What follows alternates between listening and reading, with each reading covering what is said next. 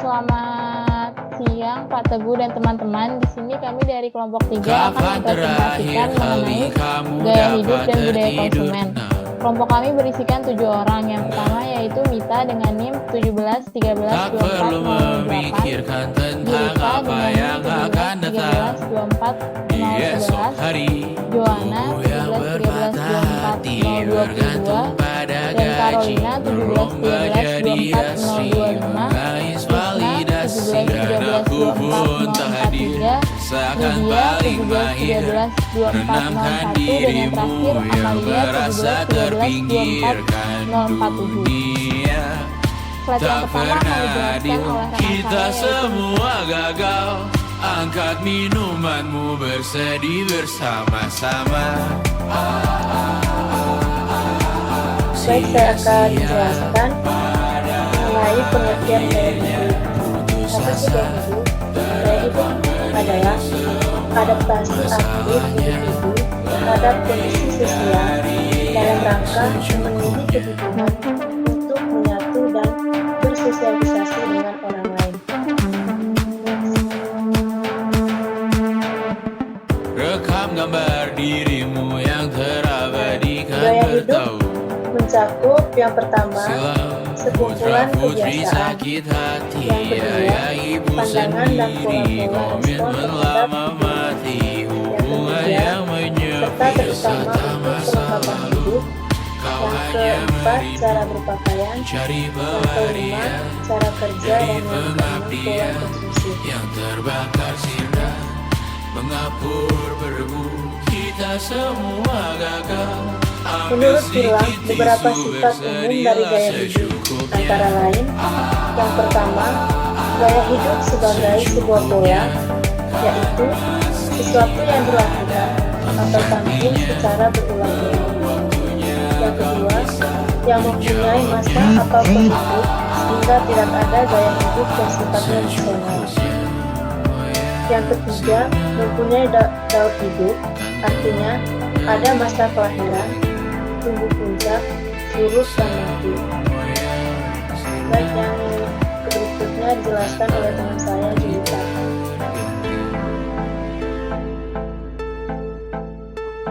Oke, selanjutnya kita akan membahas tentang habitat perkembangan gaya hidup. Nah, habitat perkembangan gaya hidup ada tiga. Yang pertama ada gaya hidup berbeda dengan cara hidup, di mana gaya hidup itu merupakan keinginan manusia untuk memenuhi kebutuhannya. Jadi manusia itu memenuhi kebutuhannya itu sesuai mengikuti perkembangan zaman yang ada. Nah, dengan mengikuti perkembangan zaman yang ada, maka dengan begitu mereka bisa memenuhi gaya hidup yang mereka. Lalu yang kedua ada masyarakat yang kapitalistik di iklim terbuka. Nah, masyarakat yang kapitalistik di iklim terbuka itu mereka cenderung lebih terbuka, lalu juga mereka itu mempunyai demokrasi yang berjalan maksimal, dan semangat multipluralisme mereka itu benar-benar bertumbuh. Nah, hal ini yang mengkombinasikan ladang persemian bagi perkembangan gaya hidup. Nah, ada yang saya lupa teman-teman. Jadi tadi saya jelaskan bahwa tentang gaya hidup itu lebih cenderung kepada gaya hidup seseorang. Nah, kalau cara hidup itu lebih cenderung kepada pandangan kita sebagai masyarakat, bagaimana cara kita berperilaku atau bersikap di umum, di tempat umum. Lalu yang ketiga ada masyarakat postmodern. Nah, menurut masyarakat postmodern itu tidak ada masyarakat yang bergaya tanpa modal.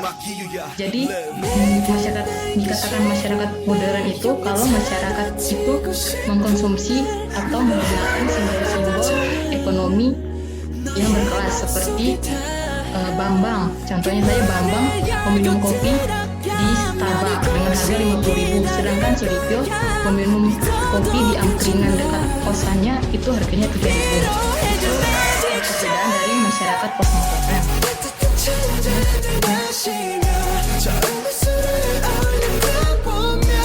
Berikutnya ada cara hidup ditampilkan dengan ciri-ciri sebagai berikut. Yang pertama, gaya hidup diekspresi normal. Nah, ini tuh gaya hidup seperti pakaian kita berpakaian. Menurut orang Indonesia kan berpakaian yang terbuka itu menurut mereka tidak sopan. Namun beda halnya dengan di luar negeri. Di luar negeri itu menggunakan pakaian yang terbuka itu sudah lumrah, jadi tidak ada yang dipermasalahkan. Beda halnya dengan di Indonesia. Bila ada yang masyarakat yang menggunakan pakaian terbuka, pasti sudah akan diomongin sama masyarakat yang ada di sekitar situ. Lalu yang kedua ada ritual. Nah, ritual ini seperti lebih cenderung kepada agama atau ritual-ritual ibadah-ibadah lain. Mungkin yang bisa kita lihat lebih jelasnya itu seperti ritual pada agama Hindu. Lalu ada pola tatanan sosial.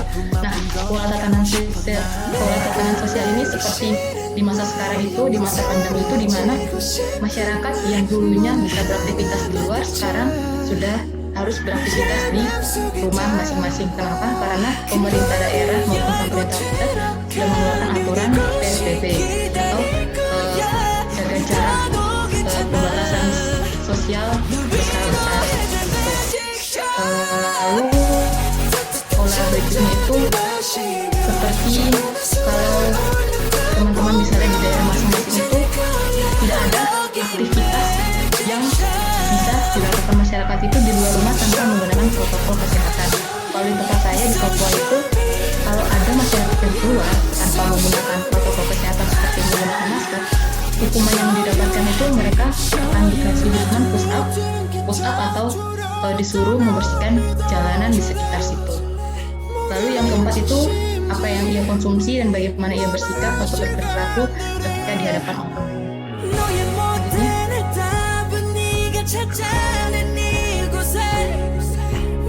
Berikutnya, hal mendukung kapitalisme konsumsi dalam gaya hidup dan membentuk masyarakat konsumen. Yang pertama iklan yang seperti yang bisa kita lihat di televisi. Lalu ada budaya populer itu kalau yang saya rasakan sendiri itu budaya dari Korea. Jadi di mana saya itu sangat mengikuti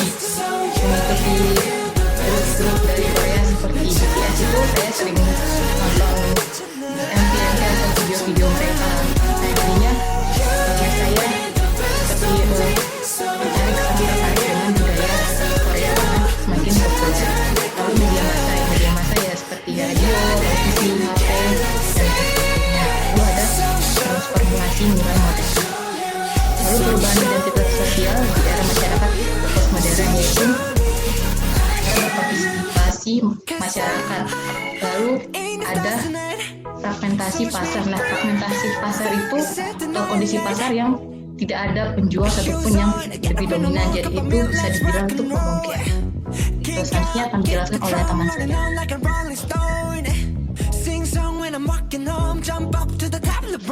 Ya, baik. Yang selanjutnya itu kita akan mengetahui mengenai faktor-faktor yang mempengaruhi gaya hidup. Jadi kita berbicara mengenai faktor, tentunya itu ada dua dimensi, yaitu yang pertama ada faktor internal dan faktor eksternal. Yang pertama akan kita bahas di sini yaitu mengenai faktor internal. Faktor internal dari gaya hidup itu sendiri. Yang mempengaruhi gaya hidup dari faktor internal itu ada 6. Yang pertama itu ada sikap, pengalaman, kepribadian, persepsi, konsep diri, dan motif. Kita bahas yang pertama yaitu mengenai sikap. Sikap ini gimana keadaan jiwa atau pikiran untuk memberikan suatu tanggapan terhadap suatu objek tertentu yang biasanya itu dipengaruhi oleh tradisi, kebiasaan, kebudayaan, dan lingkungan sosial. Sehingga gaya hidup seseorang itu dengan orang lainnya itu bisa saja berbeda karena dipengaruhi oleh lingkungan sosial. Lalu yang kedua itu mengenai pengalaman.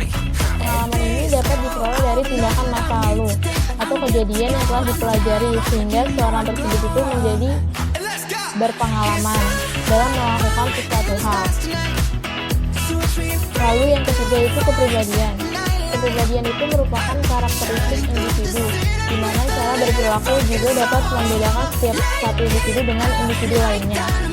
Lalu yang ketiga itu persepsi.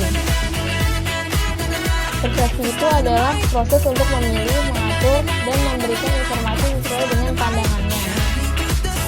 Yang keempat itu ada konsep diri. Di dalam konsep diri ini kita itu menentukan perilaku setiap individu untuk memecahkan permasalahan hidup dari setiap individu itu sendiri.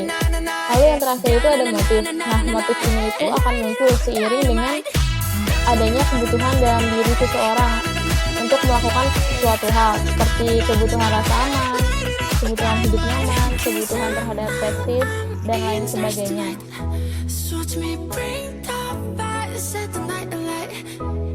Nah, setelah kita mengetahui faktor internal dari gaya hidup, yang kedua itu ada faktor eksternal yang dapat mempengaruhi gaya hidup. Itu ada 4 faktor. Yang pertama itu ada kelompok referensi, keluarga, kelas sosial, dan kebudayaan. Yang pertama itu ada kelompok referensi. Kelompok referensi itu adalah suatu kelompok yang secara langsung atau tidak langsung itu dapat memberikan pengaruh terhadap sikap dan perilaku seseorang. Lalu yang kedua itu ada keluarga. Keluarga itu mempunyai peranan yang paling besar atau yang paling penting di dalam faktor eksternal, di mana pola asuh orang tua itu akan menjadikan atau akan membentuk kebiasaan yang secara langsung ataupun tidak langsung Kapan dapat terakhir mempengaruhi kali pola hidup dan kamu gaya hidup dapat seseorang. tertidur tenang? Lalu yang ketiga itu adanya kelas sosial. Kelas sosial itu merupakan suatu kelompok Tak yang perlu relatif memiliki memikirkan nilai, tentang minat, dan apa perilaku yang yang sama. akan datang.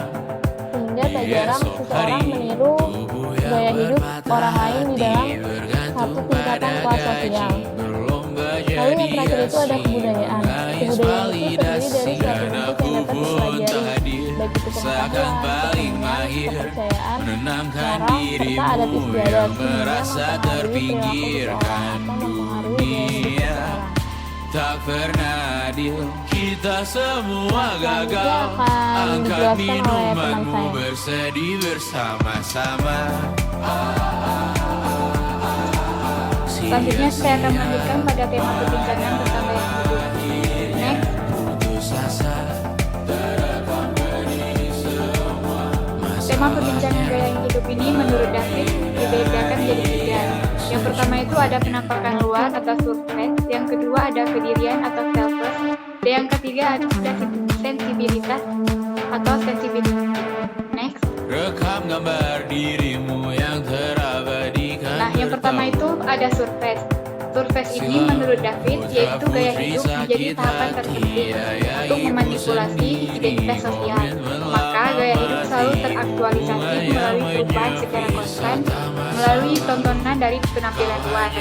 Sehingga tampilan luar itu lebih penting dari segalanya untuk memberikan suatu stage atau berbeda antara satu dengan yang lainnya. Nah, menurut David ini, pada surface dalam masyarakat postmodern ada 4 yang mendukung penampilan. Yang pertama itu ada idolarity atau produk-produk yang disajikan dalam nilai guna murni. Yang kedua ada iconology atau produk-produk diberi atribut simbolis. Yang ketiga ada narsisme atau produk-produk yang dipersonalisasi dalam nilai secara interpersonal. Dan yang terakhir itu ada totemisme atau produk-produk tampil sebagai status standar. Next.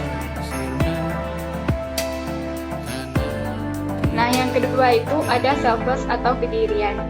Nah, selfless ini adalah cara berpartisipasi masyarakat yang cenderung berubah dari pola komunal ke pola yang lebih privat atau personal. Yang kedua itu fragmentasi pasar di mana terjadi pergeseran dalam khalayak luas dan bercampur ini lebih terceruk-ceruk atau terspesialisasi. Ini merupakan konteks perkembangan gaya hidup di era postmodern pada selfless atau kedirian. Next.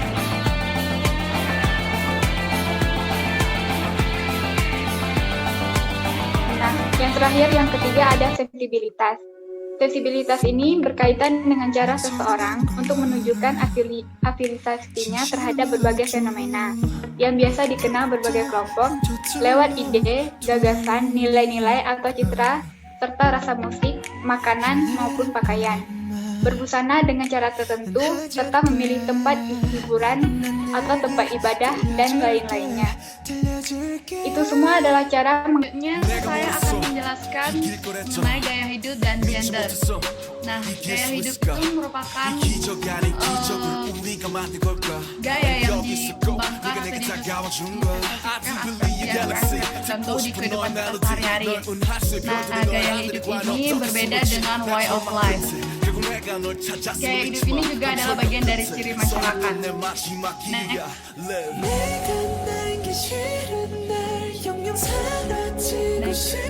Nah, ada beberapa sifat umum dari gaya hidup, antara lain gaya hidup sebagai pola, berikutnya yang mempunyai masa dan mempunyai dasar hidup life circle. Gaya hidup sebagai sebuah pola ini berupa gaya hidup yang semata-mata adalah sebagai citra dirinya sendiri. Jadi gaya hidup ini juga tidak hanya perempuan tapi juga untuk laki-laki. Terus yang mempunyai masa, yang mempunyai masa ini gaya hidup mengikuti zaman ya. Seperti yang saat ini gaya hidup anak muda zaman sekarang lebih banyak mengikuti tren-tren di orang Korea, mungkin dari cara berpakaian orang asing seperti itu. Terus mempunyai daun hidup, life circle. Ya, selanjutnya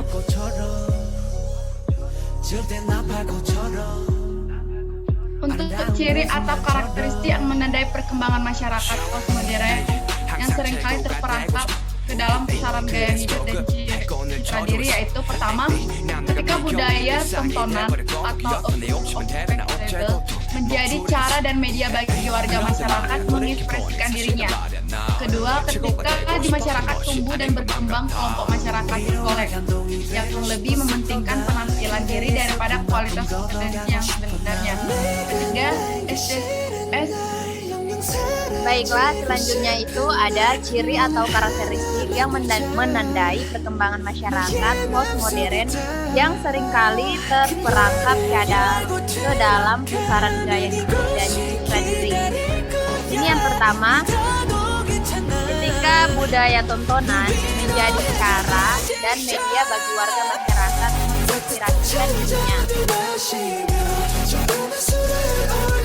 Dan yang kedua, ketika di masyarakat tumbuh dan berkembang kelompok masyarakat pesolek yang lebih mementingkan penampilan diri daripada kualitas kompetensi yang sebenarnya.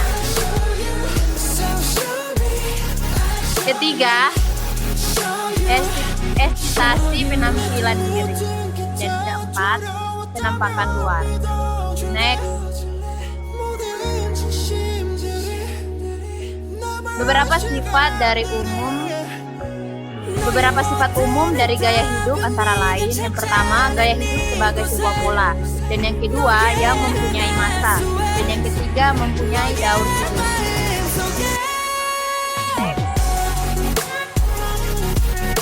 Menurut David Chaine pada tahun 2004, tema-tema khas yang acap kali diperbincangkan dalam diskusi tentang gaya hidup antara lain penampakan luar, kehadiran atau self-dress, dan sensibilitas.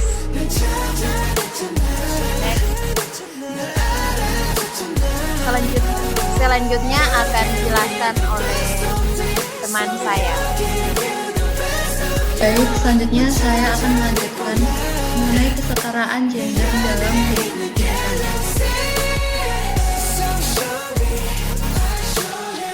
Pengertian kesetaraan gender. Kesetaraan gender adalah kesamaan kondisi bagi laki-laki dan perempuan untuk memperoleh kesempatan serta hak-haknya sebagai manusia.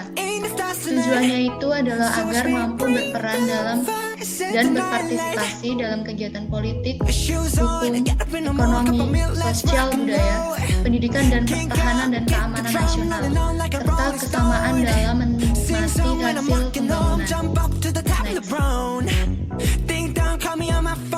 Berikutnya yaitu mengenai indikator dalam kesetaraan gender. Di sini ada 4 indikator. Yang pertama yaitu aspek akses. Dalam aspek akses ini, mengatur bahwa bagaimana memperoleh akses yang adil dan setara antara laki-laki dan perempuan. Nah, misalnya di Indonesia ini sedang menggerakkan program program untuk meningkatkan kualitas sumber daya manusia. Antara sumber daya manusia laki-laki maupun perempuan pasti sama-sama memiliki hak dalam bentuk kesempatan maupun peluang untuk meningkatkan pendidikannya. Kemudian yang kedua yaitu aspek partisipasi. Dalam aspek partisipasi ini yaitu baik perempuan maupun laki-laki memiliki hak yang sama untuk berpartisipasi atau keikutsertaannya dalam suatu organisasi maupun kelompok tertentu. Nah, di sini misalnya baik laki-laki maupun perempuan memiliki hak yang sama untuk berpartisipasi dalam suatu rapat misalnya. Kemudian selanjutnya yaitu aspek kontrol. Nah, dalam aspek ini penguasaan atau wewenang kekuatan berperan dalam mengambil keputusan.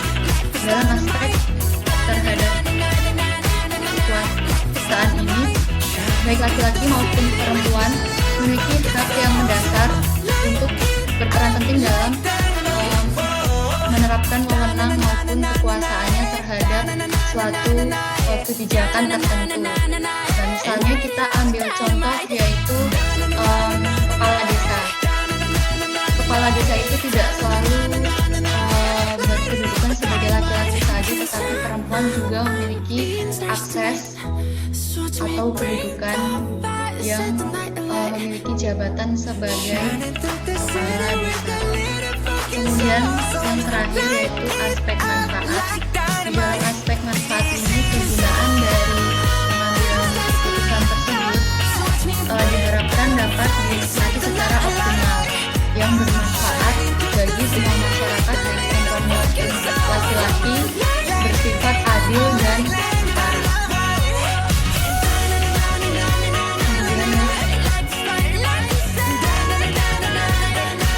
Selanjutnya yaitu bentuk kesetaraan gender untuk kaum wanita. Yang pertama yaitu posisi di masyarakat sama dengan laki-laki.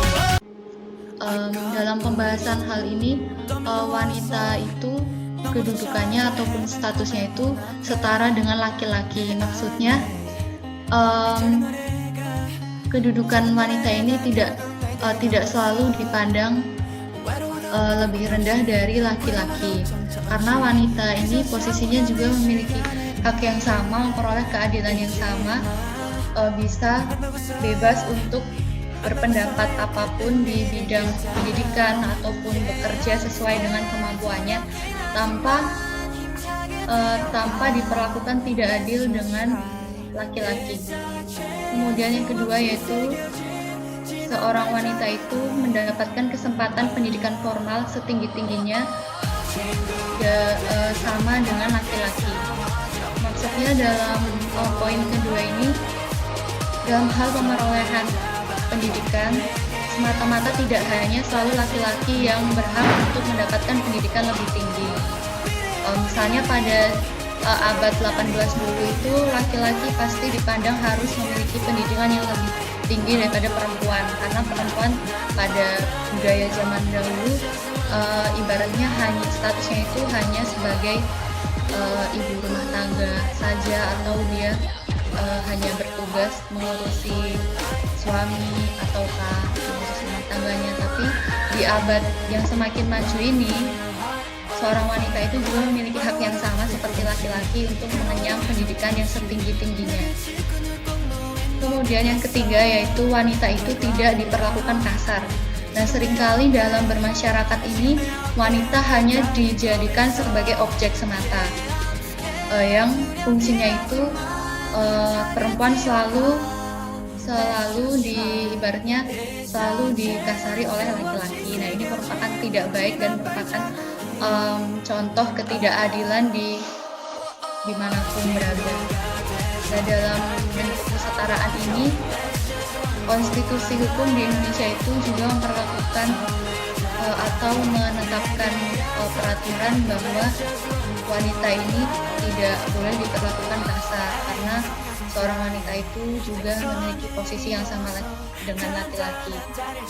Kemudian yang keempat, wanita tidak ada kesenjangan di dunia pekerjaan. kita ketahui bahwa di lingkungan pekerjaan ini, walaupun perempuan masih melakukan beban kerja yang sama dengan laki-laki, namun terkadang kita temui bahwa dalam kenyataannya masih terdapat laki-laki yang lebih superior daripada perempuan. Maksudnya dalam pemerolehan karir, laki-laki lebih dominan daripada perempuan. Nah, hal ini yang menyebabkan persaingan yang tidak setara dalam lingkungan pekerjaan antara laki-laki dan perempuan. Kemudian selanjutnya yaitu yang kelima, perempuan berhak mendapatkan ruang untuk berpolitik. Nah, kita ketahui bahwa sekarang politik di Indonesia, di parlemen, wanita menjadi wanita harus berperan aktif dalam politik atau di parlemen di Indonesia. Artinya tidak hanya selalu laki-laki yang berperan penting dalam menyuarakan pendapatnya, tapi perempuan juga penting untuk berpendapat di muka umum. Selanjutnya yaitu wanita memiliki hak kepemilikan yang sama. Maksudnya dalam hak kepemilikan yang sama, pada zaman dahulu kan kita ketahui bahwa dalam pemerolehan aset ini pasti laki-laki yang lebih unggul dalam memiliki hak kepemilikan aset tertentu. Tapi di zaman era sekarang, karena adanya kesetaraan gender antara laki-laki dan perempuan, maka wanita memiliki hak yang sama dalam memiliki hak yang sama dalam memperoleh hak kepemilikan aset yang sama. Next. Sekian presentasi dari kelompok kami. Jika ada kesalahan dalam penyampaian materi ini, kami ucapkan mohon maaf. Sekian dan terima kasih atas perhatiannya.